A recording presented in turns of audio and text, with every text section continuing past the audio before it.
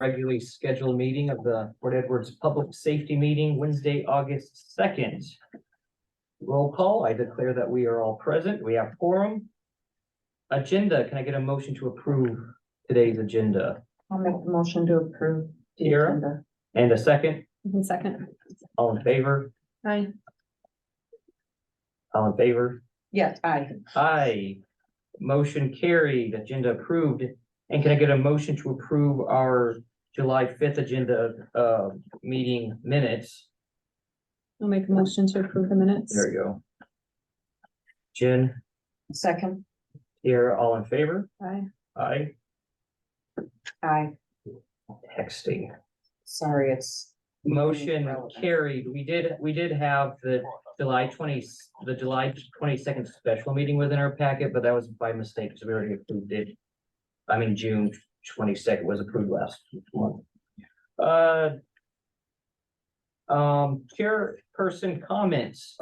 For the purpose of our discussion concerning the fire department membership committee and the proposed rescue vehicle, I will allow for those friendly open discussion with the public. But since we have previously discussed SCBA and facial hair, I will not allow any open discussion off table for that time of discussion. Tonight we have with us April Hammond and Brad Johnson with us. April is the Wisconsin Fire Prevention Coordinator Section Chief. Last week, department heads and committee members were invited to submit questions to her pertaining to facial hair, SCBAs, SOGs, and IDLHs. These were compiled and emailed back to April, and this weekend she returned her written responses. And all of our questions and her responses are included in today's packet. Her answers were in red, but when it was printed out, it was black and white, so it might be kind of hard to distinguish where the question ends and her response begins. He also included many links, so our questions were just 3 pages, but I wanted to include all the links. So it made a 20-page packet, which made for a great light reading. When we have our discussion regarding April's written responses, they will just be for those at the table unless the committee in April or Brad agrees to go off table. Therefore, with the public comments that come next, I will invite any last minute questions from the public to ask any questions to April at that time. So that's all my comments. And so I will open up public comments on agenda items and or last minute questions to ask April and Brad.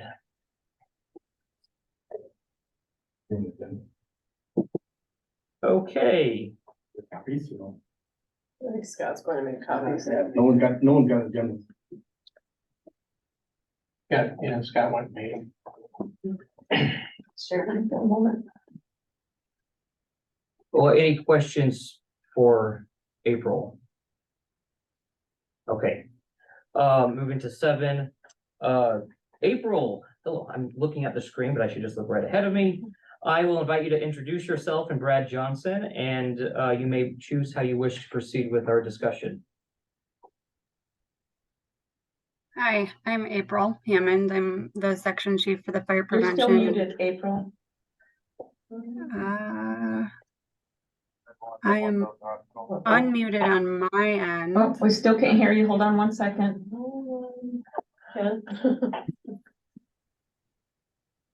Your mute's on the lower left-hand corner Yeah, I of your don't screen. think that we're. It might be the volume because I can hear you just fine, April. We hear you now. Thanks, Jen. All right, can you guys hear me there? Yes. Okay. So I'm April Hammond. I'm the section chief for the fire prevention and safety and health program at the Department of Safety and Professional Services. I've been with our agency now for over 15 years with a special focus in safety and health for fire departments. So I am here to answer any of the questions that you guys have specific to code requirements. I did provide those written responses to your questions. I'll stay pretty much specific to the code. So I don't know if you want me to necessarily read verbatim the responses. I feel like that would probably be pretty repetitive. How would you like to proceed? Do you want to go through the question and answers, or do you feel pretty comfortable with what you've read already? First off, April, you did submit yesterday, updated. Yep. Responses, but they didn't get included in the packet, just the previous one, so I was wondering if you wanted to describe any changes that you had, if they were relevant. Yes. So there was two updates, and they were really specific to a conversation that I had with the fire chief in responses to the question with, what do you think of the fire department SOG pertaining to facial hair and SCBA usage? Any questions, comments, suggestions, or corrections? My original response to that, which I provided to you, said I have not seen the fire department SOG related to or pertaining to facial hair. Since I spoke with him, both him and Caleb, you've shared the SOG with me.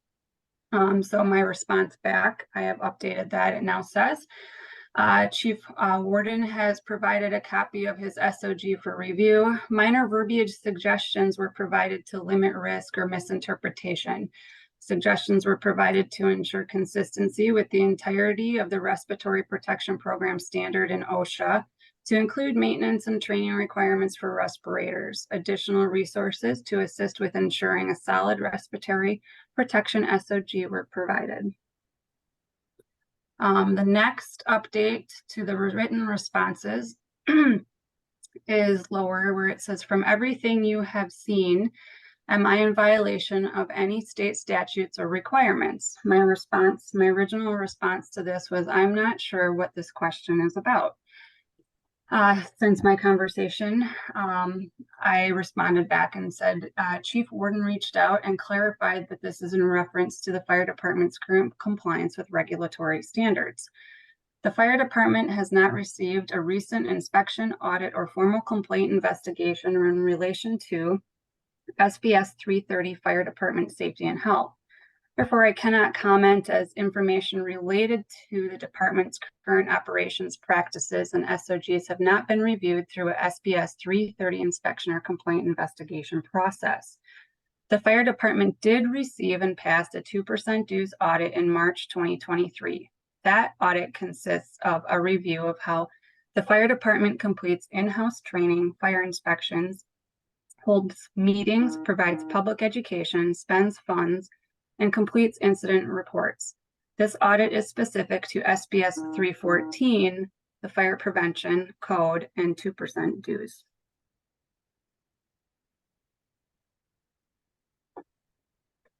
So those were the updates that I added to my written response that I originally provided you. And those were based specifically off of a conversation that I had with Chief Warden yesterday. Or maybe it was the day before yesterday, but it was in the last day or two. So thanks for point of clarification, Yeah. so I'm remembering things correctly. So in the current SOG, is that where we talked about people with beards can be on scene and be doing other duties, and then others who didn't have beards and passed fit tests can go in? That's what we're talking about, right?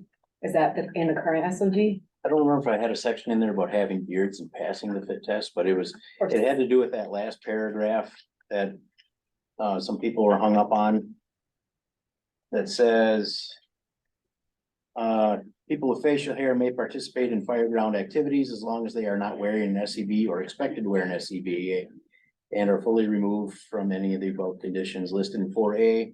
People may drive trucks, tank water, perform incident command, participate in wildfires, carry equipment, and a multitude of other activities. It is everyone's responsibility to identify IDLH and other hazardous areas to ensure everyone on scene is safe. Okay.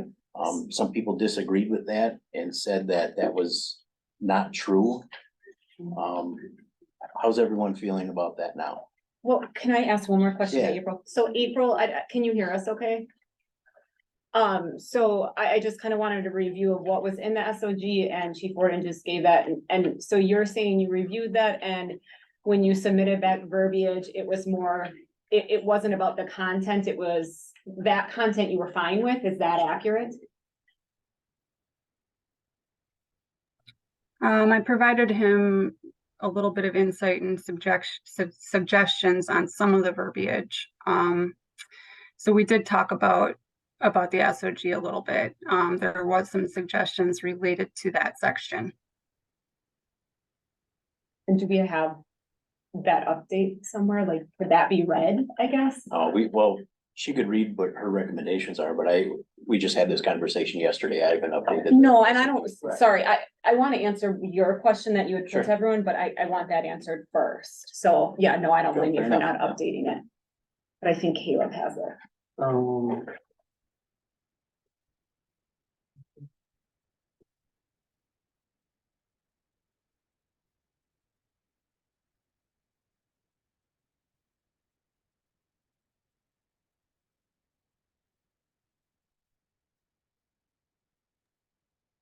Are you looking for me for the suggested response? Yes, you have it, I guess. Yeah, the way my emails, it's got lost somewhere. I cannot find. So April, if you have it, could you just read what your suggestions were? Yeah, hold on a second. Let's scroll through real quick. Send that on to us. No, I did not send it on. Yep, so I said, I looked at a couple different components of the SOG in relation to that section that you're talking about and you read. I said that smoke from wildland fires can cause respiratory effects and in some cases may require the use of SCBA due to carbon monoxide and other air contaminants. Conditions may change and members may need to transition into respirators during fire attack. Respirators can mean a couple different types. There are still things they will be able to participate in during wildland fire operations. If you want to include this type of operation, you may need to word it differently. I would be cognizant of the use and allowance of this in your SOG. It may be more appropriate to keep it simple and say non-IDLH, but I understand the interest in providing examples. Be sure to use examples that won't open the door for concern or misinterpretation. A member going into an IDLH, this is in parentheses, a member going into an IDLH without appropriate PPE because the SOG allowed them that exception. You may also find it beneficial to create position descriptions for members, and then in parentheses again, entry-level firefighters, driver operators, ICs, support staff, etc. Thank you. And clarify, that wasn't in, when she did the update, it's in blue, but you're reading an additional email between you, April, and Mhm. so, yeah, I don't have that. And this That's is all just suggestions on how to improve that section. This is not requirements in code. This is to help kind of improve the SOG.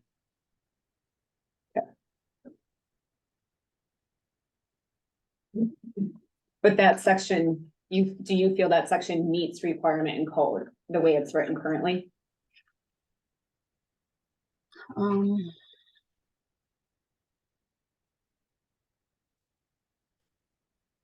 me just open it up again.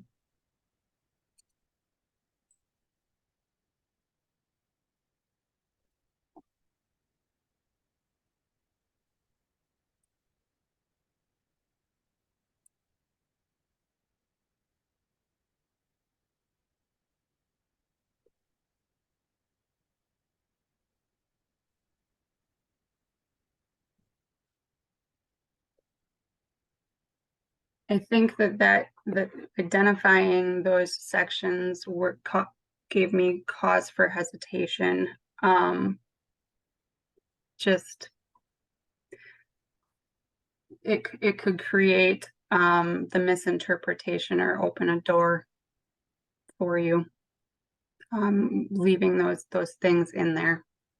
So you just want to be really careful about what you put in your SOG. What things are you talking about? the activities that people may participate in Mhm. while on scene? Cause I think that's where we're really hung up on here, is we're getting conflicting information. The way I interpret the state statutes are, if you have facial hair, you can be on scene as long as you are out of the IDLH area. And some people interpret that differently, that you cannot be on scene with facial hair. So I think that's what we're hung up on here. Yep, no, I get it. It's anytime you're in an IDLH environment. So the IDLH, an environment that's immediately dangerous to your life or health. And that's defined, right? We have different definitions in SPS 330 and in the OSHA standard, which I provided you in that packet of information that you have there and in my responses. So those definitions are important to use, and I think I would advise you to probably use that in your SOG. How you guys want to create exceptions now is, I would encourage you to use that in your exceptions. There's nothing wrong with having members participating on fire scenes with facial hair. It's just when they get into that IDLH environment, now you're going to have the requirement to use an SCBA. Yep. And you can't use an SCBA or put a respirator on without having had a fit test that successfully passed. And you can't successfully pass a fit test with facial hair. Right. So that's where we're getting into this. But there's all sorts of other fireground activities that you're going to need people to do that can be done in a non-IDLH environment. So if you want to list all those things out and call them out, you can, but there are some of those things that might end up becoming IDLH. So you got to be really careful about what you decide you're going to start listing out. So the one thing I kind of pointed out there was that you generalized wildland fire. Wildland fire might actually become an IDLH. And so I just wanted to point that out to you and say, when you put wildland fire, that could become an IDLH. And so you got to be cognizant of some of those things that you might identify and list out there, that these are the activities that firefighters can do and participate in, because now you may actually put yourself at risk for a misinterpretation of what an exception is. So be careful about the things that you're going to create as an exception. Just be careful about that. I think that there are things that you probably could list because they might not ever become an IDLH, but some of those things that you list off there could.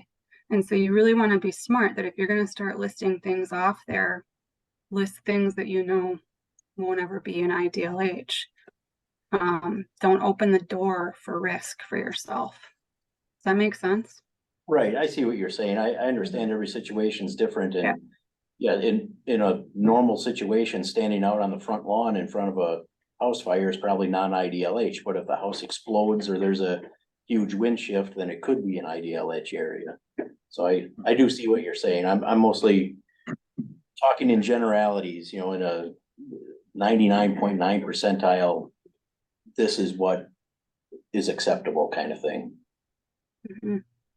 So April, in a nutshell, I think we all understand that when the IDLH, when a mask needs to be worn, all of that, you're talking about more of the language and not painting the fire department, not painting themselves in a corner basically with some of this. And so when we write policy, sometimes it's better to write less instead of more and just keep it very specific to, for example, the verbiage of IDLH environment versus listing. That's what you're saying, right? That's your issue with the way it's written now. So it's not necessarily that the idea of it is wrong, but just don't be so specific or be careful when you're specific, right? Is that kind of what you're saying? Or is that what you're saying? Not kind of. I'm honestly, I'm not going to tell you how to write your policy. It's entirely up to you guys how you want to write it. I think that there are some things that you just want to be careful about doing. Thank you. So to clear up another gray area, the IDLH. Typically, I'm interpreting that as inside the structure or downwind. That's an environment where if you do not immediately escape that environment, you're causing serious harm, like you'll be overcome by smoke and collapse kind of atmosphere. Typically standing out in the front yard, maybe there's a little bit of wispy smoke. I mean, where would you draw the line? I know you mentioned creating different zones, like a hot zone and a warm zone and a cool zone. Do you have any examples of, I know you don't want to get specific because of exactly what you just talked about in the SOG, but could you clarify that just a little more for us? I don't think I'm going to necessarily be, just because every situation is truly different. But if I'm going to stick straight to the code on that one and straight to the definition, and I don't necessarily think you want me to read it verbatim, but it really comes down to conditions, atmospheres, and environments. Okay, so what was what I said correct?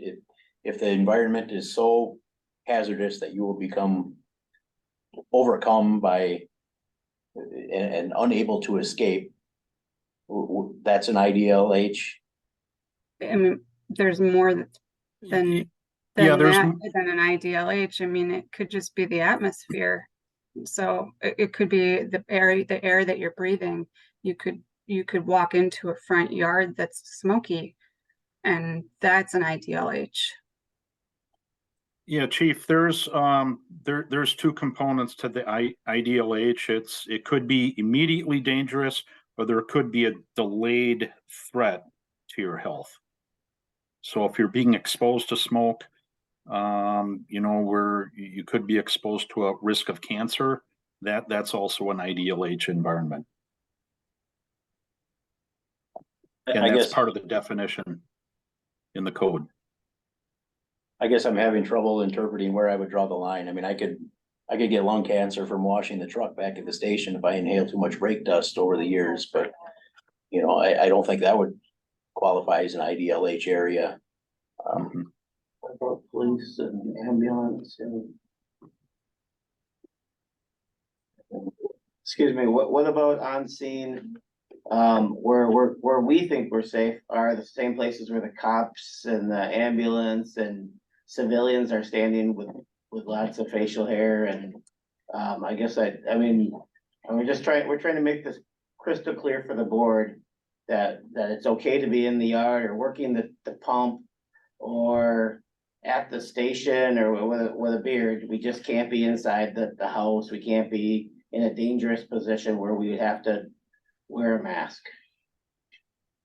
Yeah, it's not always necessarily going to be just inside the house. So, I mean, it could be in the front yard. It could be 10 feet from the house. It could be 20 feet from the house. It could be 30 feet from the building. It's going to be where you have the potential to be in an atmosphere that could create long-term health effects and create. So one of the things to think about is there's something that you're breathing in, carbon monoxide, hydrogen cyanide, some of that stuff that you could be inhaling that's going to create a delayed life threat to you, that's long-term, that if you would have had a respirator on, some of those things could have been prevented.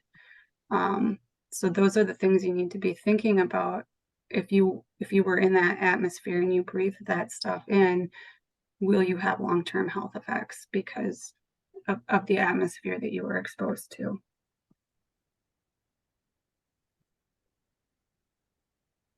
I have one more question.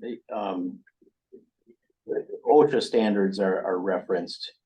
It's my understanding that we go off of NFPA and SPS rather than OSHA. Is that true? No. So, well, I mean, we do a lot of different standards. So the way it works with SPS 330 is SPS 330 references and pulls in SPS 332, which is the Public Employee Safety and Health Standard. The Public Employee Safety and Health Standard adopts and references OSHA 1910, which is the OSHA standard. So OSHA 1910 has OSHA 19134, which is the respiratory protection standard. In addition to that, OSHA, SPS 330 directly references OSHA 134, which is the respiratory protection standard, and the requirement for the respiratory protection program, which includes fit tests, and the entire program. Okay, I haven't read up on the OSHA regulations. I'm trying to wrap my head around all this, like. When I envision OSHA, it's day-to-day type work, and if I was up on a roof of a third-story building, I would be required to wear some sort of fall harness. Something like that, but on the fire scene, if we're doing ventilation on a roof, there's no fall harnesses, you know, we have roof ladders and things like that, but you know, or some sort of protective cage and a lift, we don't have that type of equipment. Do you have any idea how OSHA pertains to that kind of stuff?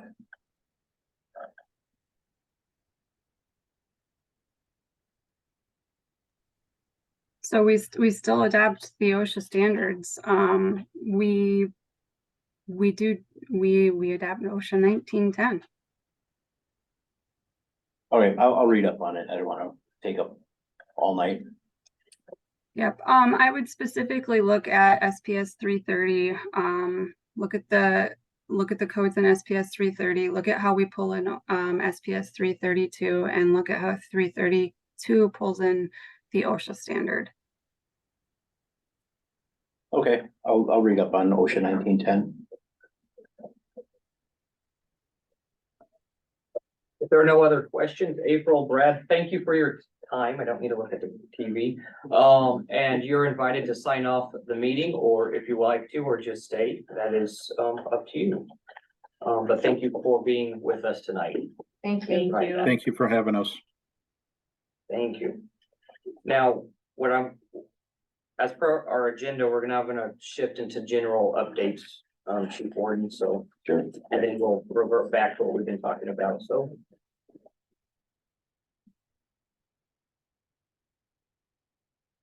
I go first here. It's on you. All right.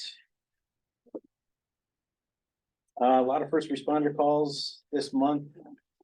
I think a lot of it has to do with heat related, you know, it was very warm out, it's summertime, people are out doing more activities. So we had 22 first responder calls and 9 fire calls, so it was a busy month, but we are only one away from where we were at this time last year, so.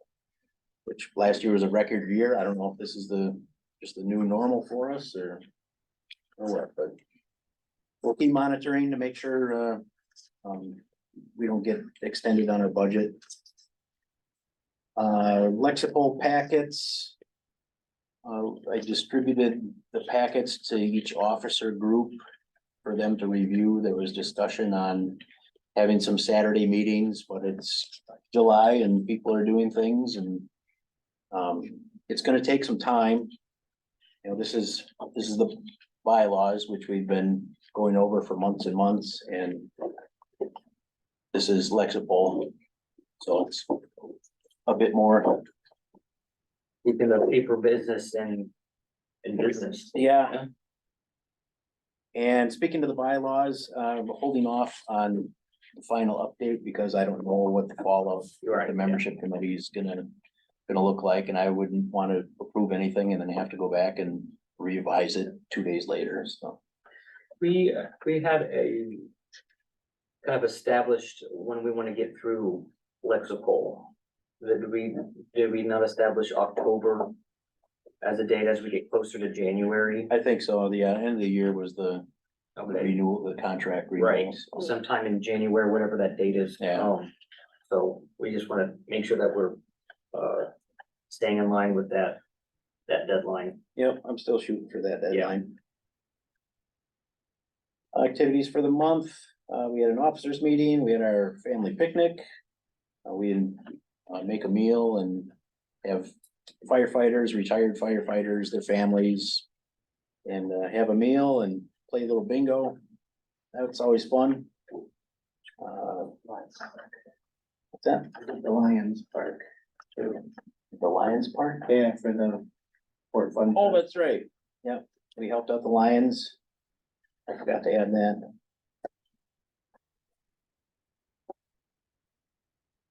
And we had a couple training drills. We had a water rescue with a kayaker in distress where we simulated a rescue.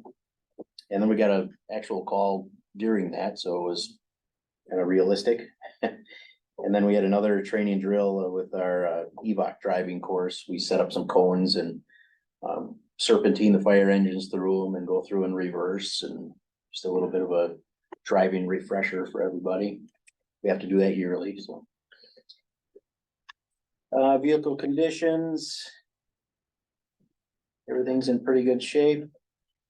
The rescue squad has a grinding noise in the rear end that's being addressed. We had it looked at. And they think it might be due to tires not being rotated, so they rotated the tires. We're gonna see how that goes. Other than that, I just had a couple things I was gonna ask April, but I'll submit those in an email. That's all I have. Okay. And EMS will bring up once we need to get you submit those calls, the numbers to us, Call sheets. the call sheet Which ones? for EMS. It was, fire was on there also, the ones that, Boz provided last month for June. Had all the calls and how many people turned out for each ones. That should be in here. I think it is. Oh, but before, this page before, Oh, no. Something else that Boz provided. The only thing that I think Boz added on last time was like how Scott does the map. He put it in map in red. That was the only, but it's this same thing, isn't it? It's just put on a map. Just a second. well, as you're looking at that, the only thing I was gonna say about, two-sided copies. It's the The call sheets Yeah. with the pay on them. Sorry, cheap labor. Oh, the quarterly Yeah, snapshot. yeah. Well, and it was for June. Boz did the monthly ones. and- Yeah, Donnie reached out to me and asked about if that still needs to be done. And I asked Diane if that should be still done monthly, or if that was a Boz thing, or if we should go back to doing it quarterly like we used to. So, I guess I'll leave that up to you guys. well, the only comment about the EMS is just to remind ourselves that we wanted to get serious about that conversation as we looked into the third quarter. So, so in the next couple of months, but we're not gonna discuss it tonight. So, okay, anything else, Chief Warden, for update? No, everything else we'll get into later, the truck and membership committee and stuff. Hey, thank you. Number 9 is the discussion and possible action regarding SCBA and facial hair OSG, which of course is included in the packet. I always have to have a disclaimer before everything. This SOG was presented at our June meeting. And that resulted in a temporary granted exception of facial hair until our August meeting. I'm calling this an action rather than a motion. Some may say, well, they both mean the same thing, but I've chosen to say an action because of my new understanding from April's comments with OSGs and OSPs. April's response to my question, which is found at the bottom of page 3, she writes, SPS 330 requires fire departments to have SOGs.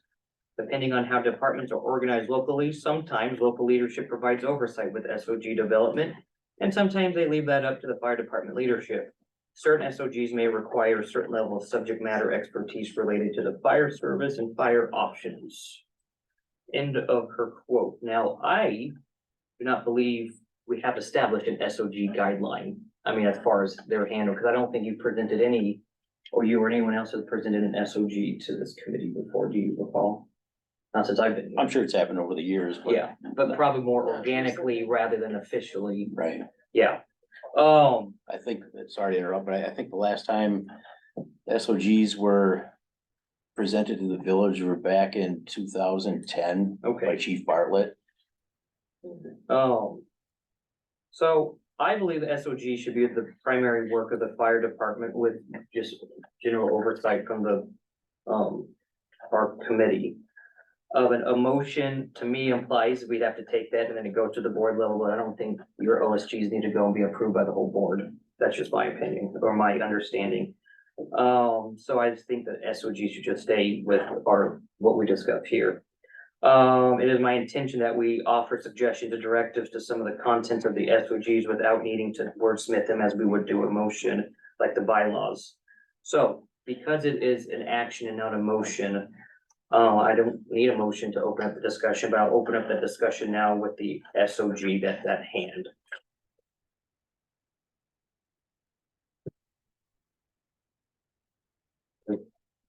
What they do?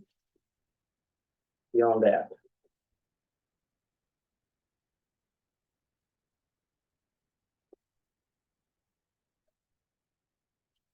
Would allow any comments from the committee? Can I ask a question? Yeah. So I guess Jason, after hearing from April, where are you at on this as far as or the suggestions that she talked about with you? I was hoping for a little more exact clarification. I mean, we've already kind of been over the SPS standards and they're so vague and open to interpretation that each one of us interprets things a little differently. So I guess I'm gonna throw the question back at you guys. How do you feel about people being on scene with facial hair? From everything what I've heard is it's allowed. There's the IDLH area, which I understand is fluid. It's constantly changing, wind shifts, whatever. So we have to be aware of that and take steps to keep people out of that. But as far as keeping people back at the station who have facial hair, I don't see any need for that. Do you have to declare at every scene what the IDLH is? No, So we usually don't have time for that. yeah, It's and just because it chaos. changes all the time. Yeah. Cause it's always seemed to imply, reality is I don't have any opinion or comment about the IDLH. Because it changes. That's never been an area of concern for me, but, We have a safety officer and incident command people who have general overviews of the area. But when it comes to safety, it's everybody's responsibility and we all have to know that.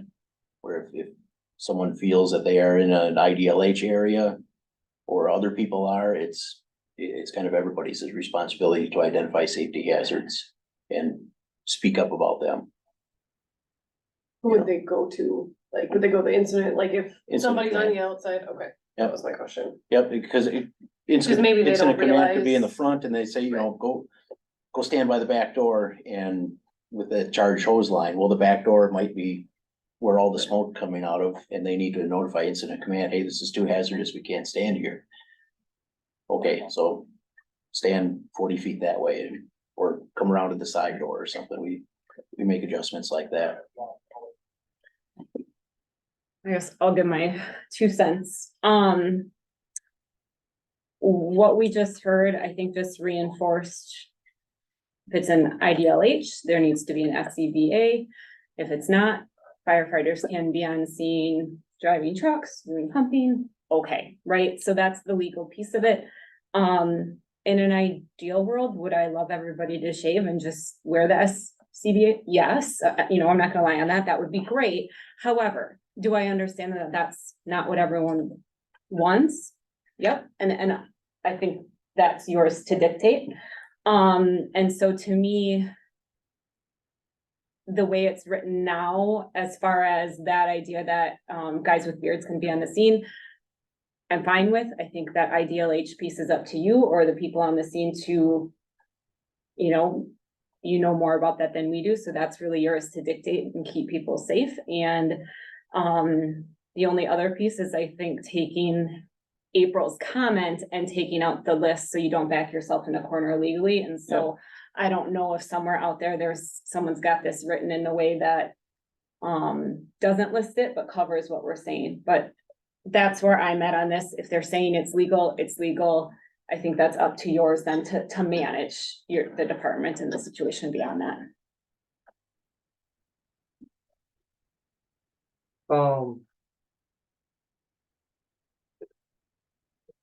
Well, I apologize that I have to have everything written out so that my wording is exact. It's just how I am. It happens on Sunday mornings, it happens at meetings. But they are my words. Your SOG is very good and outlines the important points that I believe are state statutes and OSHA guidelines. You establish on page 3 of it that those with facial hair not compliant to the requirements set forth in section 3C above, which the chart you referenced, which was the one that April had sent us several months ago, shall not be allowed to perform the fit test. If they refuse to take the fit test or refuse to be compliant by the end of the testing cycle, you require them to turn in their face piece, and they will not be allowed to perform duties where an SCBA is required. Now that sounds kosher to me, except that it should result, I think, in a disciplinary action by the department, particularly for those who do not have a medical condition, but cites facial hair as a reason for refusal. April also cites internal enforcement and disciplinary action at the bottom of page 2. Additionally, page 4, OSHA issues citations if it finds the employer is permitting bearded employees to wear tight-fitting respirators.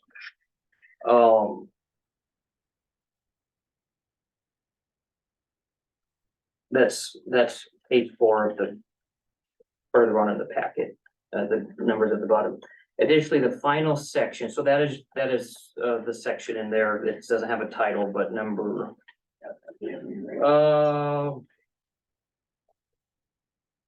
F. Yes, section F. Additionally, the final section, section D, is your exemption clause. This clause would be okay for me, of course, this is the one we've been talking about, if this was not described in as exception, but as a protocol for what to do if a firefighter shows up to a fire call with facial hair, which also should later result in a disciplinary action. But the contents were okay, but oh well. Taken together, as it is written, there is no repercussion for refusing to take a fit test except to turn in the mask. They're locked up in your office, and then those individuals are limited to the list of duties. And here's why I find that to be unacceptable, that in our stated job description for a firefighter in our department, points 1, 3, and 4 are essential duties, and the peripheral duties, donning the use of a self-contained breathing apparatus. The question is, the wearing of an SCBA mask is, I would say, part and parcel to the main duties of a firefighter. So I believe that would be unacceptable for an exemption there. Page 20 of this packet, it says, in one of the letters of interpretation, it is not permissible to negotiate individual exemptions from such requirements by signing a release as suggested. This means that this SOG should include a statement indicating that no release, waiver, or exemption can be granted.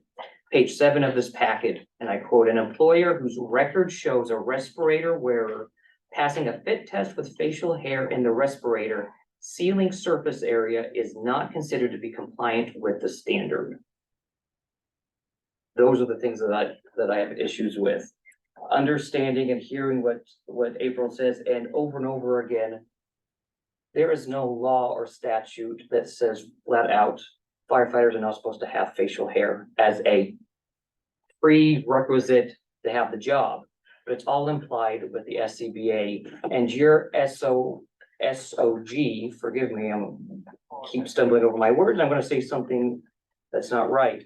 Annually, all firefighters must pass a fit test to certify that each member achieves. So the question is, how can there be anybody with facial hair if they have to take the fit test? And they can't receive an exception, a waiver, or a release. Well, I could add something in there to have some sort of exception or waiver. You and I have different management styles. I'm not so quick to discipline. If someone wants to have a beard and they want to be on the fire department, the volunteer fire department, I'm fine with it. There's lots of other stuff. We just had a drill, to rescue a kayaker in the water. You don't need an SCBA even on scene for that. You know, the bearded firefighter can participate in that and, help his or her community and be a great benefit. So, I don't know, I can reword the SOG to allow those type of things, but I don't want it to have it so cut and dry where, well, they have a beard, they won't take the fit test, discipline them. I don't like that. Well, you know what? I don't like that either, but I don't see a way around this. Sure there is. Don't do it. But all firefighters, it says annually, all firefighters must pass a fit test. All firefighters. Well, I'll just change the wording where, it doesn't say that. Is that my SOG that says that? Section F.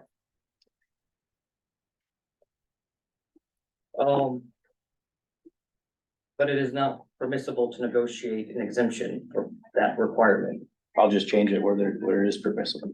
Then I won't accept it. And That's one person, but I won't accept that. I won't either, and part of the reason, the very nature of all of the job descriptions, you must be able to be prepared to don an SCBA. So what really is being proposed here is we create a new job description of firefighters that are not able to respond to a burning car, to rescue somebody on scene, to rescue another firefighter, to do all of those things. And given the low recruitment and retention that we have, I'm not willing to explore creating a non-firefighting position and being asked to fund that position. Because that's what it would come down to. Each of the job descriptions outline job responsibilities that could potentially need that. I'm not willing to go that route. I would be. I think it's foolish to, limit people's capabilities like that. We're hurting for membership, we're hurting for help.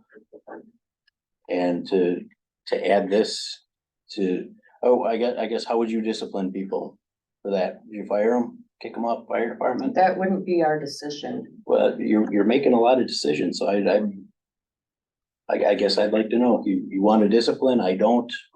So what degree of discipline would you guys like to see? If you don't feel comfortable leading, I don't think that's what he's saying, and I don't think that's fair I'm very comment. comfortable. Listen, if you need to, there are issues that if a discipline is required to protect the village from liability, from somebody getting hurt, if you don't value that, that is your choice.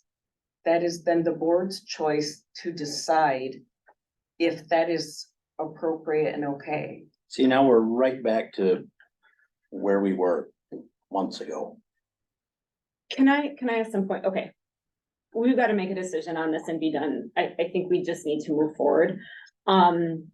Is there any compromise here? So for example, I know Chief Warden came, I think it was the last meeting, and said, what if we wrote something in that from here on out, any new member, no beard? So from here on out, the new guys that are coming on board and change, and that rule stands. So then, for the rest of Chief Warden's tenure, whatever you call it, and then preceding fire chiefs, this is no longer an issue. It's done, it's written in, and the people that are already on the fire department, go off of those previous rules. Is that something that the board would entertain? to come to some common ground to say from here on out, we're not dealing with it anymore, okay? We move forward in that way. What that would suggest to me is that our leadership, our longevity, our experience is not in their hands-on training, guiding, and developing. I don't think there's room for I'm gonna negotiation. stop you there because we're here to take action on the SOG. And I am stating what the packet says. I'm quoting what the packet says. And we're negotiating with legality. Okay, it is not permissible to negotiate individual exemptions from such requirements by signing a release as suggested. Page 20, page 7. An employer whose record shows a respirator wearer passing a fit test with facial hair in the respirator sealing area is not considered to be compliant with the standard. You want to call a religious exemption, a medical exemption, that's okay. You can't help those things. But there cannot be an exemption based on cited facial hair. That's what it said. That's what it says. So the fire department writes the SOGs and the board has to approve the SOGs, is that how it works? No, there's nothing that says that the board has to approve them. So.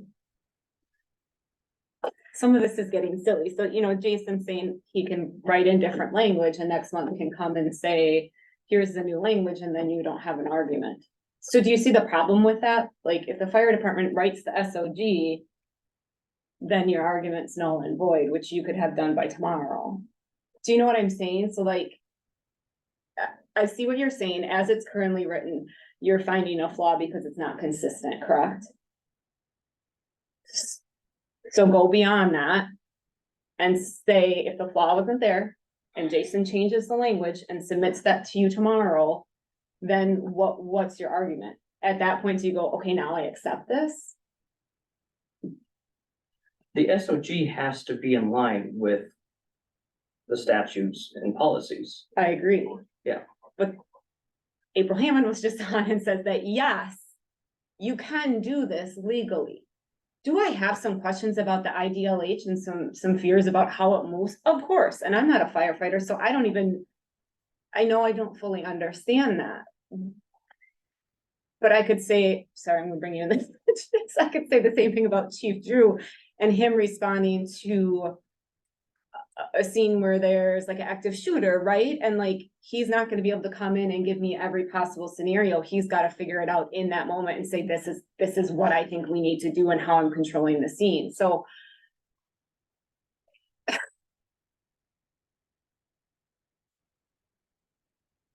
again, Jason could write the SOG tomorrow. You're saying that they don't need board approval on the SOG, correct? So he could come tomorrow and say, here's how it's written. I'm writing it this way. Well, It's aligned with this the is an law. Sorry, Exception. when I shake my head, I don't mean no, it's not written anywhere Right. unless it's in the bylaws, but there's not written anywhere that it has to go to the board. So then my next question is the board allowed to control that? Does that make sense? I'm just asking. I don't know. The question then would go back to, are they aligned?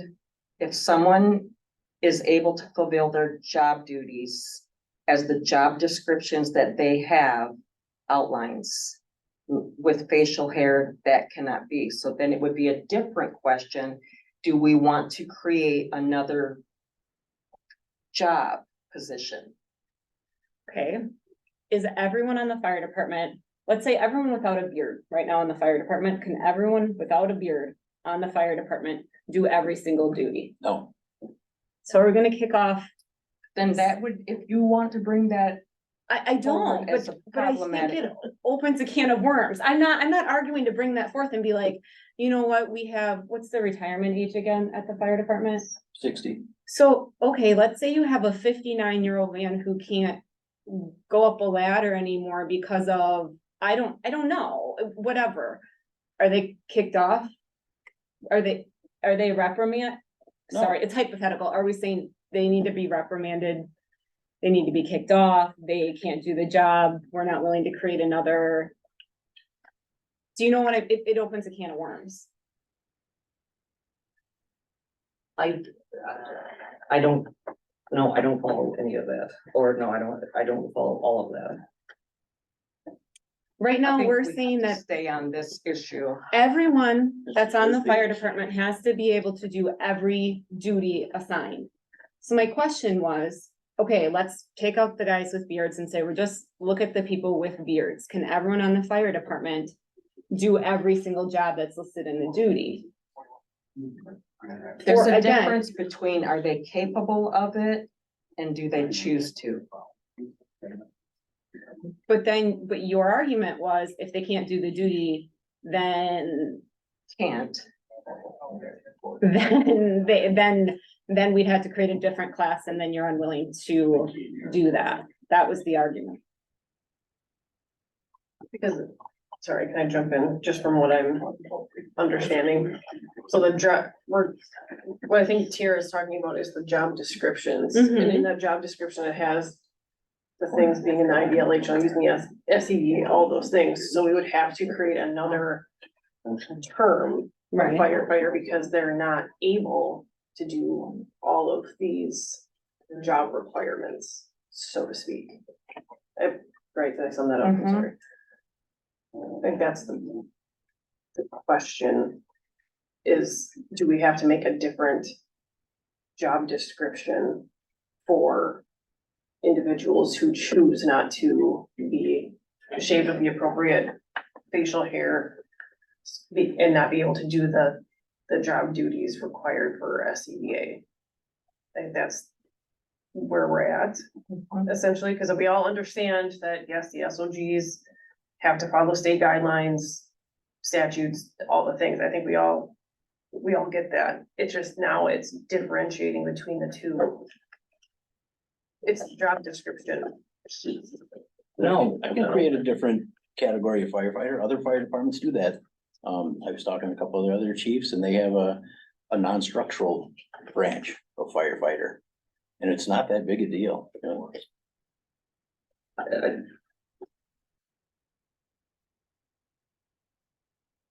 Fit test. You can't exempt people from the fit test.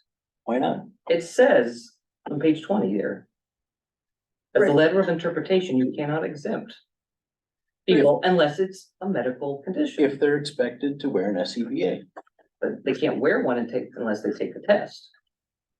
Right, but I think what you're saying with that non-branch, Non-structural branch. right? I don't like that term, but that's just me, is that wouldn't be one of their job descriptions Right. then. That's what he's saying, like, non-structural, but Well, where does that fit with it? The language is firefighters. It's just language, Caleb. We can change the language. I can rewrite the SOG to have a non-structural classification of firefighter. They will not be subject to fit tests, will not be expected to wear SCBA's, but they can still do all of the things that are well within state statutes, which April Hammond just said. is incident. I mean, I'm command- sorry, I know I'm getting a little snippy, but we've been going at this for months and we are not getting anywhere. We're spinning our wheels here. Let's, Question for you. Does incident command, are they in the IDLH zone? Is that one of their, no, again, not being a firefighter and just assuming that they would have to be close enough to be able to see what's going on, correct? well, close enough, In the but cool zone, yeah. Okay. You mentioned religious. What about a beard for Muslims? Matt, you're still considered public. Just- You're at actually, I'm the table, chief of the but you're EMS, Still so- public. Chief of the EMS here, buddy. No. Question for you. What about religious? No. OSHA had no religious exemption. It was in this packet as well. It was medical condition is decided. Okay, All right, how do we move forward? So when you're saying it's not a motion, if it was a motion, we talk about it, we vote. How does an action work? Cause I think everybody already has their opinions. Is anyone changing their opinions at this point? no. We can vote if we approve it or send it back with our suggestions.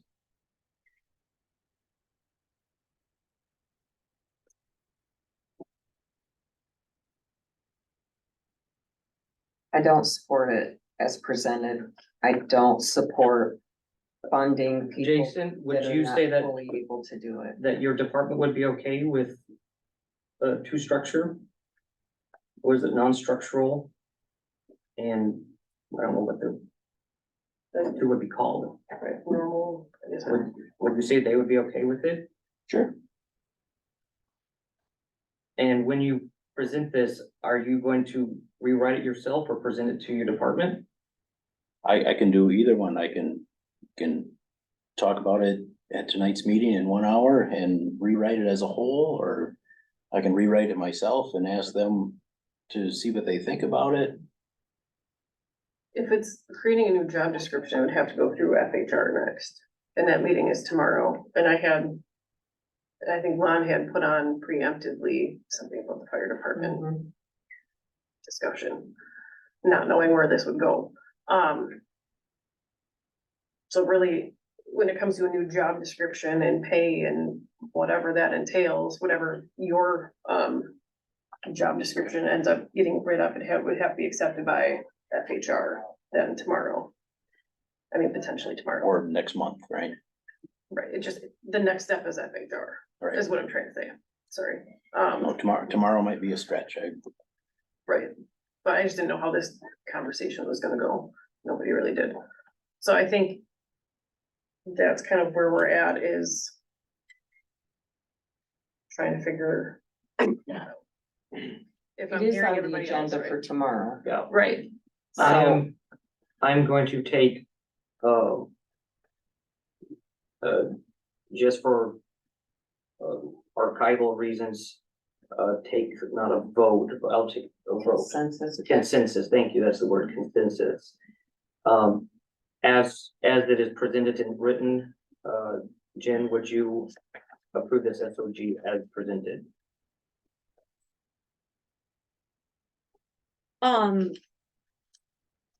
With the changes that April proposed, as far as not listing things out. Mhm.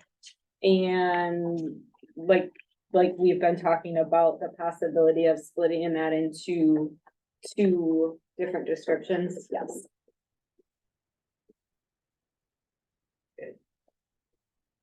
So I'll say it's a yes with those. Those two conditions. pieces, yeah. Okay, Tiara, No,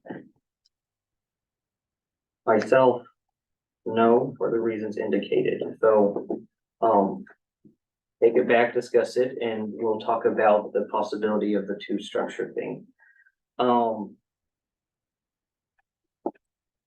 Now, I can ask another Yeah. question, sorry. How many, I mean, I think you probably understood like I shouldn't say our. The preference is to be shaved enough where you can, with that accepted facial hair thing, to wear the SCBA, right? Like, I think you understand that that's our preference, because that gives you more guys that are accessible to be able to be utilized Mhm. fully in their capacity. How many would absolutely refuse to shave? Like, what are the numbers that we're looking at?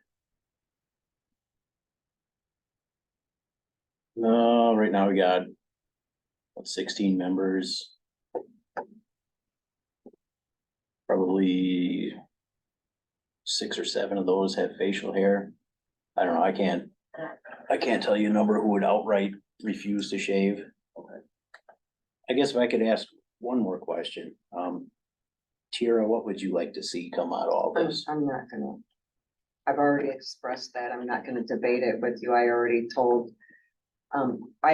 What I want out of it is for every firefighter on scene that does turn up to have the maximum support, the maximum people available to have a mask on to respond to any situation, the highest level of safety to protect each one of you. And that's gonna be as many people as possible to go in and do that. The maximum property protection, the maximum life protection, and the minimum liability for the village.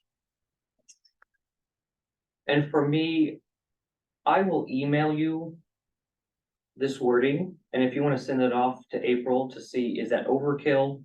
Is that not necessary, then we can go from there. That's what I'll like to see. I can try that, I already have emailed April this, and she has emailed me back saying that people can be on scene with facial hair and participate in activities. If I may, I think that there is also some confusion, like pleasing me is not what's gonna, this isn't about me. Here, I wanna move on, but with this. With the SOG, Something else, Matt? Yeah. Can I have a friendly conversation? no, That no, ship I already failed. established that, I already established You that, refuse a friendly conversation. no. I do refuse, How can you refuse a friendly conversation? no. We because I can ask you established to that. leave. With the Oh, yeah. OSG came a temporary exemption to facial hair that was established in June, and it was for this month. So in the meantime, we do need to make a decision of what do we do with that?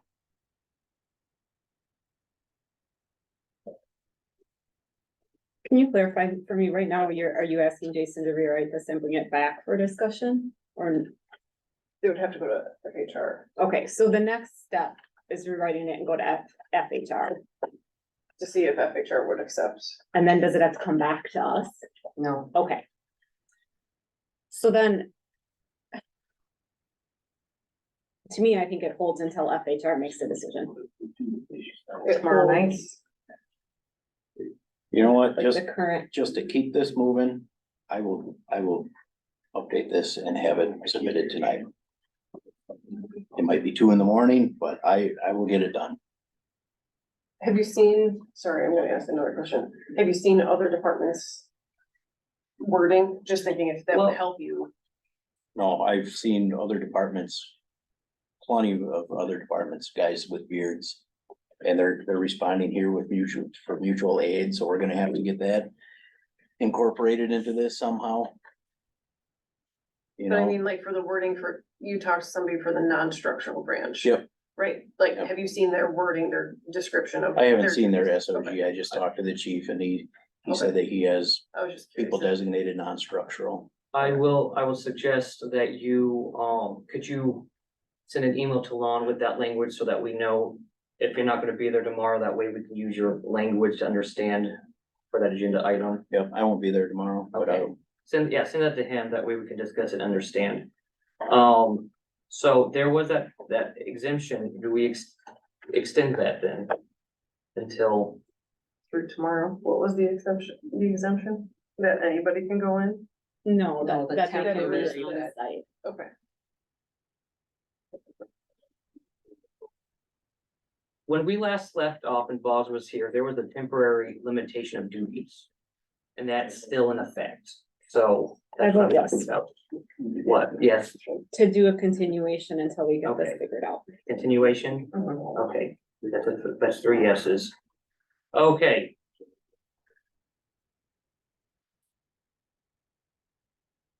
This packet is full of letters that date back to the 70s, and as I was thinking about it, I want us to at least appreciate that this discussion has been for decades all across the US.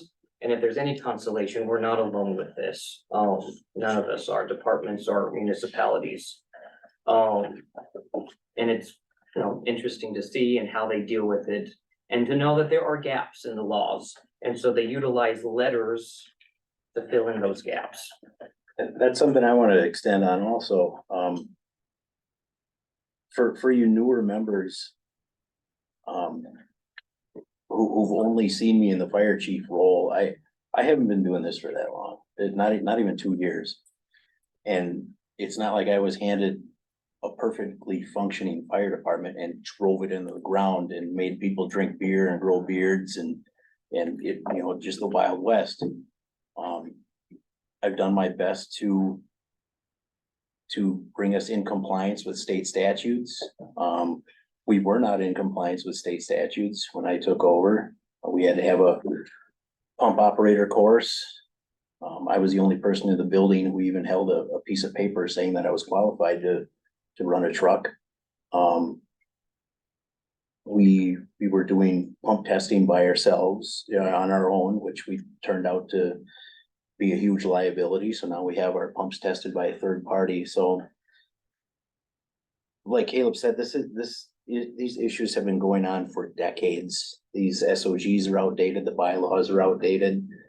So for you newer members, don't think that.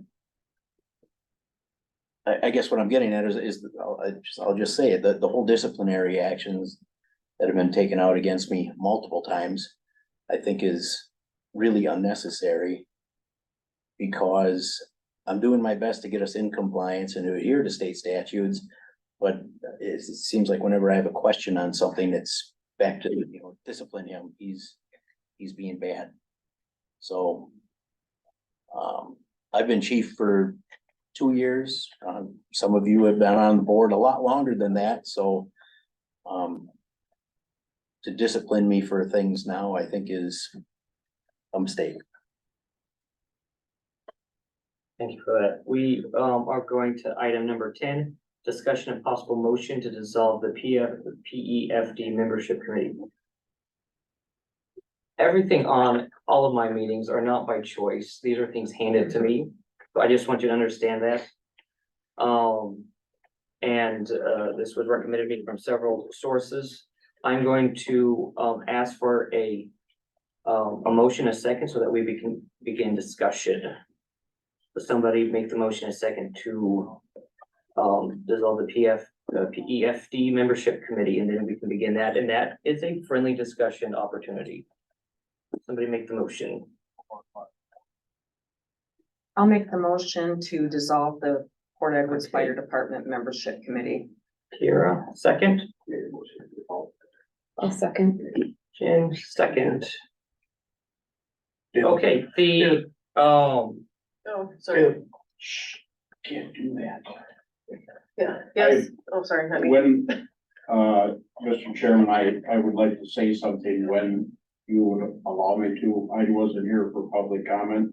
I know I need special permission to do that. And if one of the board committee members doesn't want me to speak, then I can't.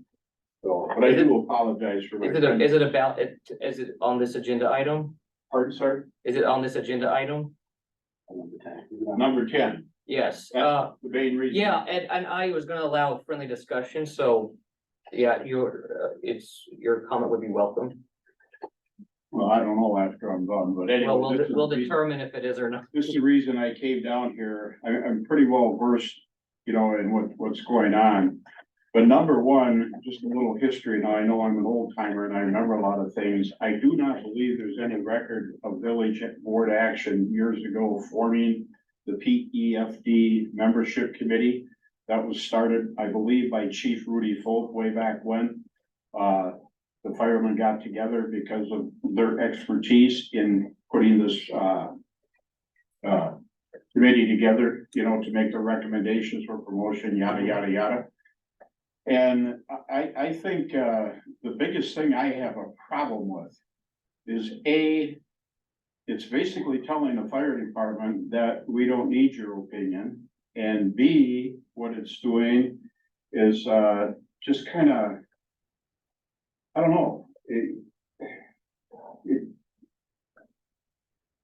I better not say it, but you're basically telling our guys that, no, thank you, we will take care of this matter of ourselves. And I'm not so sure, I'll say it anyway, that you have the authority to do it and to forward it onto the board. That's something that if you didn't found it, you may have authority to get rid of it. But I know when it comes to the board, like everything, your first vote has got to go to the board. That, the first one, I don't like the idea, but I'm gonna say this in front of the firemen and they're not gonna like me to say it. I support it because I have to, because it's state statute, a lot of that stuff. Okay, I can live with that. I don't agree with it, but I've got to vote to support what this committee said. But in item B, I will vote no on this all the way through. Because I take it personal that you're telling my friends who are volunteer firefighters that we don't want their opinion. Thank you, sir. Thank you. And I think that there was a point of clarity too, because wondering which direction this was gonna go, is that it really, can be kept in the language of the bylaws, because I think it's the language in the bylaws, which if we removed it from the bylaws and if they had some organic membership process, you know, that's on them to continue to form that. I think since we talk about the bylaws and that's in the bylaws, that's really what this is talking about. Well, if that's, sir, if I might interrupt, it's awful quick, I think, to be moving on something of this magnitude. So I have to go, so thank you for Yeah. letting me, complain. Thank you. So nobody, Wait, I'm gonna. So just a little bit of backsight into this membership committee. One of the reasons that we have the membership committee was so that we feel as a team that this person will work with us before we even give it over to PFC or we give it over to whoever to decide. We go to chief and we ask him for a background check. We visit with the person to see if they'll even be a team player or want to be, you know, it seemed like they would work with us. That's what this membership committee was about. Then we take it and then they can run with it. But if we don't see him as a need, or if he ain't gonna work with us, or then why are we even going beyond getting that application? So thank you. Yeah. so this was, if I understand it right, suggested to us from our attorney, is that? No, I do thought not that there was an recall. email that stated such. I'm not, this was, nope, brought to me by 2 board members and 2 PFC members. Stating the fact that, there was, not on record any municipality that has a department membership committee and a PFC. So I believe it's somewhere we had communication from Nick of I late. can't speak to that. Okay. We have had directives, I believe, that suggested that this needs to be addressed. There also is the aspect that for the level of efficiency, that it is typically when PFCs are created, the membership committee is dissolved. What was the other thing? And there's the concern of legality of hiring practices, that this would eliminate some of those things that would, again, take the village potentially back to a place of liability. So that's what I see as being the concerns that have been presented and why. No, being a motion, of course, this will be brought to next week's board meeting as well. Understand that. So can someone just explain to me, did this come up because of promotion or just bringing people in general on the fire department, or both? I don't think there was Now- any now that reason I- cited it related was- to it. Buzz that said, and has been saying for months, that the bylaws need to be, or the membership committee needs to be dissolved, and that it is counterproductive with the PFC. That's where the conversation started, and I do believe that we have already been given legal counsel in that aspect. So to me, it's as with the things that have been presented to us, not us going out and searching out this option, but as things have been presented, okay, that makes sense. I would ask if we could ask, Commissioner Stewart. For an Sorry, what opinion. was the question? We, like, well, it's open discussion, so. Let me just say this. A lot of what we rest on is state statute. So we're all big about the law and what the PFC does under the state statute. And if there is a membership committee, and if the chief so desires to, whether you call it a membership committee or a discussion with his most relied upon firemen to give him guidance, the state statute, when we hire firemen, all we do is establish a hiring list. It is then up to the chief to hire or not hire those people. Just because we put them on a list doesn't mean the fire department has to hire them. Jason has the authority to not hire people that we deem appropriate for the job. So he's got that authority, in the same token goes for promotion. Jason recommends who he wants promoted to the PFC. And the PFC by statute has the right to approve or deny those recommendations. Now, if Jason wants to get input from his guys on who he thinks should be promoted, he can. I don't necessarily think you need a membership committee. He can do that in any manner he chooses or not. The law, the statute kind of gives the fire chief the authority to do this alone in his own decision, or, you know, no one says he can't advise with his officers, you know, who might be the best. So as far as membership committee, yes or no? Yeah, I see some duplication of efforts with regard to interviewing coming on the job. There's been some, you know, we haven't exactly had the most efficient, smooth process with that portion of the hiring process. Sometimes there's been separate membership committee interviews and then a separate PFC interview. I don't like that. We're trying to get to the point where we're doing it together. We always have Jason in on the interview anyway, so he's there. But I guess by law, it doesn't really matter what you call it or if there's a membership committee. It's really up to Jason's authority solely anyway. If he chooses to use some other method to give him help in his decision, that's his choice, you know, and maybe he does that no matter what. I think there is a lack of efficiency with both the commission and the membership committee. I think you should get rid of one of us. I think it would be smoother.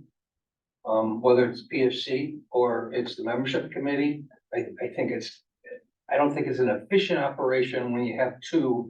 And let's face it, you know, I think we've been going on 5 years or so. Change is hard and people don't accept change. And it's difficult. And these guys have been doing this forever. All of a sudden they're thrust upon this PFC and they got the authority to do everything. I understand the resistance, believe me. It's natural, but we gotta do something to move forward. Oh. Chief Warden, in our last revision of the bylaws, there was an addition or maybe even clarification about you were not necessarily having to utilize the membership. Was that added? Can you speak to that? Because I can't remember the exact wording. I can't remember the wording verbatim, but it was something like that where it was in the bylaws that the membership committee would meet with the applicant and have it conduct an interview. It basically kind of outlined the process. And I just added something in there where the chief can approve somebody without membership committee input. Which is what? Just to speed up the process because of what happened with one other applicant. We invited him down for a dinner meeting. We all liked him. We don't need to go through the membership committee, but according to the rules as they were, we would have to. So I just added something where I could skirt around that if I wanted to. Because then the PFC approved that person for hire and then I immediately agreed with them. We didn't have to carry it on through 2 more steps. Scott Stewart, is there then anything in the problem with language between the PFC that needs to be clarified? That or something that's in the bylaws that's we have to mesh? Well, Is there anything? I think we smoothed out a lot of our concerns with statute, which what we felt was violation of statute. I think, but I haven't seen the final draft, but I think we're gotta be close to being It's there. pretty much the same, but Yeah, PFC had the input with the bylaws. That's where all the different colors were when we submitted that one draft. It was village input, PFC input. there was one thing in the last thing that said the chief couldn't be fired or something. And as opposed to other members could, but I talked to you about that and you said you were gonna fix that. Yep, It was that's an oversight. That's been, yeah, that was, Okay. yeah, something that just got forgotten about. Sure it was. No, but I think we're good. So the language here, dissolve, I think my intent was to remove the language from that section. Okay, so I just want you, when we vote on that was really my intent by saying that anyway. So, I will, go ahead and, make the motion, or we made the motion, we are gonna take the vote, call the vote. Wait, I'm confused. You're talking about just removing The language, membership That was committee. where the language, and essentially you remove the language. but they can still do what they're doing. Is that what you're saying? It could be because It they wouldn't don't, stall the process. The PFC would do their part and chief could still consult with them, but it would It's would just not in the streamline it. bylaws. Are you good with that? well, yeah, I'm still confused. So. It's already in the bylaws the way. You're suggesting that I can still confer with the, right, membership yeah, committee, but but we I can opened go it, so around we, it. do we have to take a vote when we open it, or just? Yeah, Yeah, so Yeah, I just had to take a vote because it's on the You can- table. Or you can amend the motion if you want it different. Just throwing that out there. I'm not saying you have to. I'm just saying that's an option. I'm confused. I'm sorry. I'm confused on what well, how are you saying we're moving forward with this? We're just on the emotion to dissolve. No, sorry. So right now, I think you're trying to explain, you said possible motion to dissolve the PEFD membership committee. When you're saying that, you're saying remove the language from the bylaws. They can still have a committee, it's just not written in the bylaws, is it that what wouldn't you're be the suggesting? official committee. The membership committee would be removed from the bylaws, but what chief does, how he comes to his decisions. So We he's just still allowed wouldn't to be have a waiting on a membership committee. timeline of a membership committee. It's on chief. If he chooses to consult with somebody, that's on him, but the membership committee as the whole the motion Yeah. is to dissolve. I'm not for sure how to move forward, but I just need to get this motion kind of dead in the water because we kind of established that how it is now, but we have the motion open, so we need to just take the vote. You can amend the motion Right, or rescind it if need be. right. That's what I was trying to say before. You can amend it to be more specific, or like Eric said, you can rescind it. I So think whoever- rescind would be the thing. Thank you. Yes, thank you. Right, That but was what think- I was, sorry, that's what I'm So- talking, just rescind. Whoever made the I'm still new, motion that can was- rescind it. So whoever made the motion has got to rescind the motion and then it dies. And that was, I will rescind the motion. okay, thank you for Thank that. you for But you have clarifying. to call in favor for that. Right, and you still have to make the motion. You know, You still have to take a on the vote on the rescindment, motion. and then if you wanna make another motion, you have to say. So I'll second the rescinding. Okay, The motion to rescind, yeah. Motion to rescind, seconded. all in favor for the rescission? Aye. Thank you for that. I feel like there should be a prize at the end of that. Yeah, one. learn something new every day. Number 11, Pass the vote. discussion and possible motion regarding purchase rescue vehicle. Do I have a motion, a second to that? I'll make the motion Okay, for some discussion, yeah. I got the permission this here, any discussion with this? Well, second, did somebody second it? I thought you Second. did, I'm sorry. Being completely new to the budget, is this how, because we haven't talked about budget, and I think it is budgeted for, right? It was on the, like, there was the lines of things and No, let me go see. if I it can wasn't find it. called a rescue vehicle, it was called something else, but we decided it was supposed to be called a Brush rescue. Boss kept calling it Yeah. a brush truck. Yeah. because We were gonna combine everything and the word brush truck kept getting used, but Okay. it's the first responder rescue vehicle. So it's like in a preliminary budget. Is it normal to start I mean, and I think you guys already have the quote and want to move forward, but that was like, I saw this on there and kind of went like. Is that how it works? Does that make sense? Like when we haven't done a full budget? It was my understanding, talking with Boz, earlier in the year, after the budget was approved.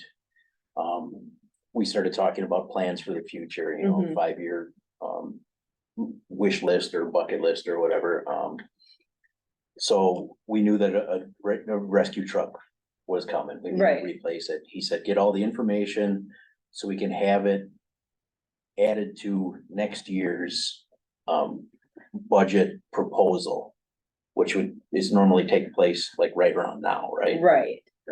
So, okay, never mind. I answered my own question before I needed an answer.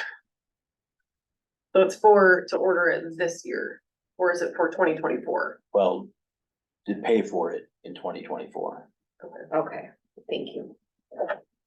And when do you look to order it? I guess that would depend on, if whenever we're approved to move forward. And then we would have to work out payment, I guess. I've never dealt with that directly through the village, so I imagine we could order it. We probably like anything else, you would need some sort of down payment and then pay the remainder next year's budget. Is that how it worked with? your No, I have to use the 400 account. So basically we save the money in advance. And then when I purchase, the money's already, I mean, the money's already in my budget when I buy them. Okay, we do have some money in our capital outlay account for big ticket items like this. So How much do you have? I think it's 10 grand now.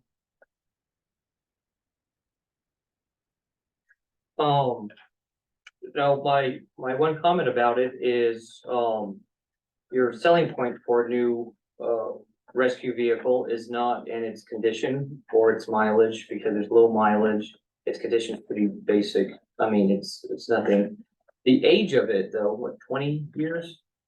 20-something years? Next year. I think so. I think we're moving in on 20 years. 20 years. 2004. And doing, Yeah. 2004, okay, so doing some research online, people ask, 20-year-old car, the average car, owned car, used car is 12.5 years. So we have a 19-year-old, 20-year-old vehicle, and there's a point in which it doesn't matter how well you take care of a vehicle, parts deteriorate, you have to replace them, parts go out of order, they don't make the parts anymore. And I think for me, was the idea that a newer vehicle does have better safety standards as well. So I think in that terms, that's a kind of a selling point for me, but not necessarily the other things. So I would support the purchase of a rescue vehicle. Can I ask a couple things? So this is more of a suburban type thing versus a truck, which you guys currently have. Mhm. What was I might have missed it when I went to go try to find the capital outlay thing. What was the deciding factor on to go this route versus what you guys currently are using? My EMS director can chime in on this one. It'd like me to talk.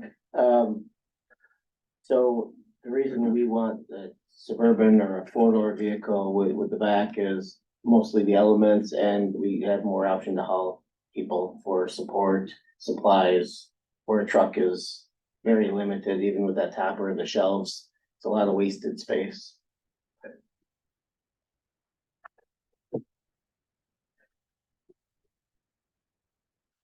Any other questions before we call the vote? I don't have questions, I don't think, but I do have comments.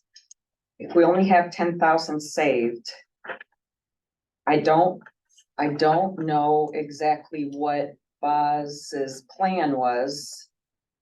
Because I think he was telling you guys, and it kind of frustrated me behind the scenes. This seems to be a lot of work and time put into the investigation part, when it doesn't seem there's money attached to it. I don't think we're ready for a vote on it based on that at this time. And Sorry, is there a total price? around 70. Like 70. 70,000? I'm sorry. So- I don't have enough experience with this either. I would check back and see what's been done in the past, like especially with fire trucks. Those things, they cost $600,000 and we didn't have a dime saved up. This capital outlay account was started just a couple of years ago. Yeah, So I know loans have always been involved. I know, I remember seeing it, cause it was like there was green, there was red, Mhm. whatever. I remember it was like a go. And it was in the column for next year labeled wrong. We talked about that there was money allotted and Boz clarified that and was on board with that as well. But that's my question too, being new, if we haven't worked through the whole budget, can we, I'm not against it if that's how it works and it was in the green and we're like, yeah, that's safe, do it. Okay, but that's why I'm looking to you guys to tell me, how does the budget process work? And has it always worked like that? Do you know what I'm saying? Is this routine that, yep, it was in the green, go ahead, order it? Can someone with more knowledge? Yeah, if there's a vote tonight, I will end up being a no because we don't have that information. And I think we have to, know more how would we be paying for that? I'm not comfortable with taking on a payment at this time when we have engines that go and they don't move. We've got all this money sitting over there that we're not using it. I feel uncomfortable asking the community to be okay with purchasing a $70,000 vehicle to replace a vehicle that has 34,350. So if it was a personal vehicle that sat around, you'll pick up an old vehicle from somebody that's semi-retired and they have a vehicle that sits in a garage and tires get dry rot and their hoses and everything else, but we're talking about a vehicle that is regularly inspected, maintained, everything else. I can't justify it right now, not knowing, not having the information, not understanding how we're gonna pay for it. And with the low miles that it has on it.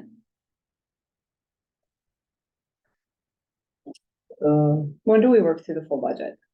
So we should be doing that this coming month. Yeah, this next cycle. Does this get kicked to FHR straight to board with the It would financial probably go to FHR. FHR? Um, But it's not on their agenda, but,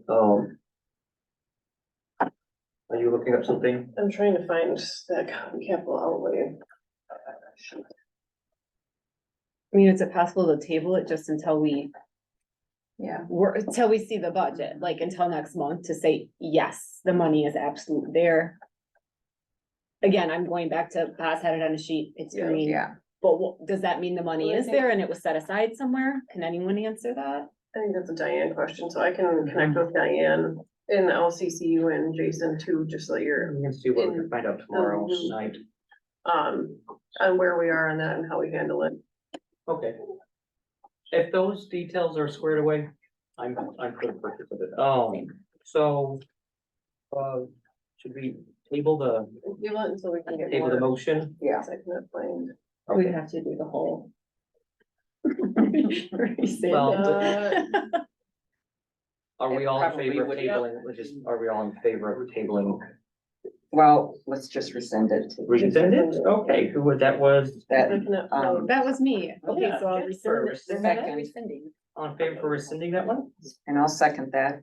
Okay, all in favor? Aye. Aye, okay. We'll find out more information and more details to move forward with the rescue vehicle. The police department, Hot dog. Well, thank you. I don't have anything too exciting for you, especially nothing on the grants or Guardian Act. I checked again yesterday. We are working some traffic grants. So we did have one 5-hour grant in July and we received the payment from the state for the June grants that we work. A little caveat with that is if the guys don't sign up for the grants, I typically work them. And so, because I don't get paid overtime, the village kind of gets an extra kickback because my hourly rate and benefits is higher than the other guys. So So that's why we got the $729.70 for June, because I worked one of the grants. And we only had 4 open shifts that were either not covered or only partially covered. Lexipol, Caleb, I have the manual for you, but I did do 2 new policies and I forgot to print them off for I that. never did, and I never did receive that email You invite. did, okay, I'll have to resend that. You send it and then they send it in? Is that how it is? They do the invite? I do it through the program and I think it comes from Okay. them. Yeah, I but can get one. We'll double check. Okay. So I did issue 2 new policies, one in reference to social media and one on subpoenas and court appearances. To be honest, I picked 2 of the shorter ones and, so now we got 2 more out there. Question of squad car retention. Do you want to deal with that in general or wait till after? If you want to bring it up now, that's fine. Okay. So when I took over as chief, what they were doing is they were doing a 4-year replacement plan on the squads. So that was spread out so that every 2 years we were getting a new squad, but it was a 4-year-old squad. With the time period where we didn't have a chief and or an assistant chief, one of the squads had lower mileage and it was silly to replace them quicker. Meanwhile, in that time, as Boz was getting acclimated to us, he interpreted me as buying a new squad every other year, replacing a 2-year-old squad. So he had the budget cut from the $15,000 a year we were putting into that account to $10,000 a year. So even though I've stretched it out now to keeping the squads at least 5 years, with this year, with guidance from Boz, we're gonna be well over that vehicle budget. So now he had increased last year up to 20,000 annually for the vehicle fund. But as we know, the vehicle prices, when I bought the truck, it was 29,000. When I bought the new Durango, it was 39,000, just in the vehicle cost, not the outfitting. Yeah, so we're gonna have to keep on top of that, but again, I kind of laid this out, I did it in color, but of course my color printer had some issues. So as you can see, the 2016 we did replace after the 5 years and it needed to be replaced. The 2018 currently is still active with the 93,000 miles. My thought process behind this was, as we continue to potentially talk about adding a SRO, in the past, what was done is when we had 4 officers, they still only had 2 vehicles. So the chief would be stranded at the office without a vehicle, the patrol officer would have one, and the SRO, or vice versa. The chief would have one, the patrol officer would have one, but the SRO was driving his personal vehicle, which essentially made that a non-responding officer. And I just don't think in this day and age that we need to have an officer that couldn't respond to an emergency. So by keeping that old squad, yes, we are gonna increase our cell phone bill $40 a month, which is 1 hour of overtime or 2 hours of part-time pay. I know that was brought up by a trustee as a concern. Valid, but it's $40 a month. The equipment has already been all purchased for the new squad. We still wait on a radio and a computer, which again is another example of, do we wanna be without a vehicle? I mean, that the 23 that we have was ordered September of 22. We have it, but it's still not outfitted. So it's very difficult right now to find parts. It's getting a little bit better.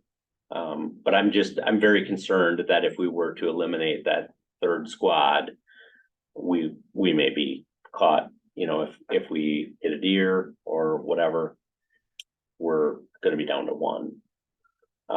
Again, I'm open for discussion, but to be honest, the major ticket items for that have already been purchased.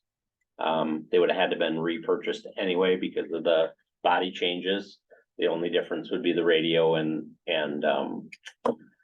camera system and computer, but otherwise, pretty much everything else would have had to been re-outfitted anyway. So, again, up to discussion, but with that $20,000 annually, if we can continue on that, the truck that I drive is sitting with 24,000 miles after 2 years. So if you do the math on that, that should extend out well past our 4-year prior plan. Okay. So the radio and the computer, are they, do they have a date in mind, or is it just? They do. August 22nd is the expected ship date of the radio.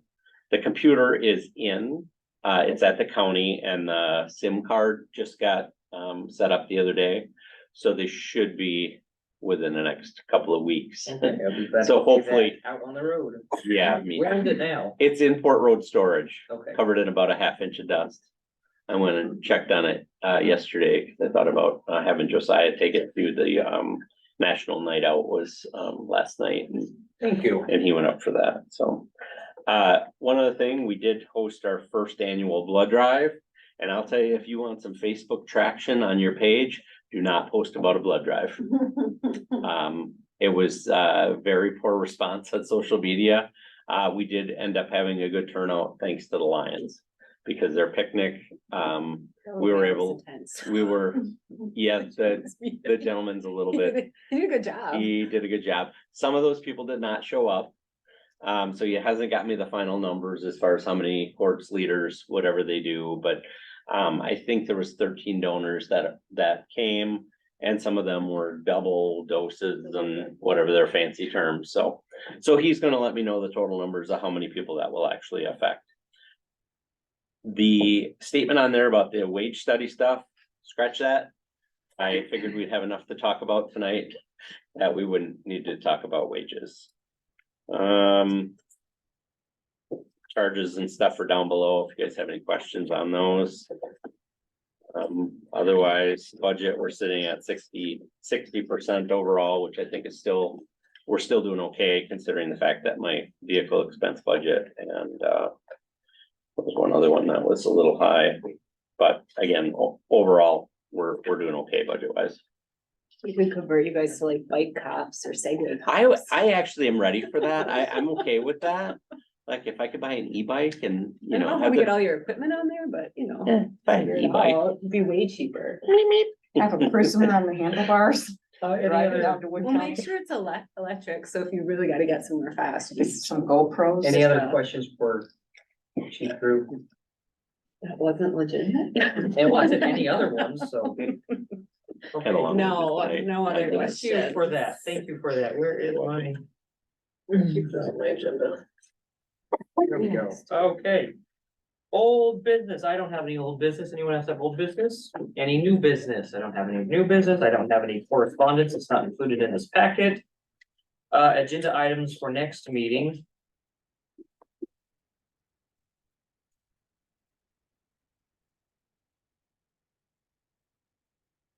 Anything that, besides what's going on with what we just talked about and what we'll find out through FHR. More information about the rescue vehicle and our purchase plan. To cover that. Committee. And we'll continue to see what you're gonna do with that SOG as well. Yep, I'll have you an updated version tonight. Thank you. Next meeting, Wednesday, September 6th, and I doubt we want it at 4 PM. What do you think? Chief Warden, And Trustee Jen, Jen, 5 o'clock would be ideal for me. 5 o'clock in general is better. Yeah, it's better for me. I mean, we're in a typical meeting, that would be great. You know, we'd be Yeah. in and out of Yeah. here. The danger is I run into my firefighting meetings because they're also Wednesday night, but Okay. I'll work around that.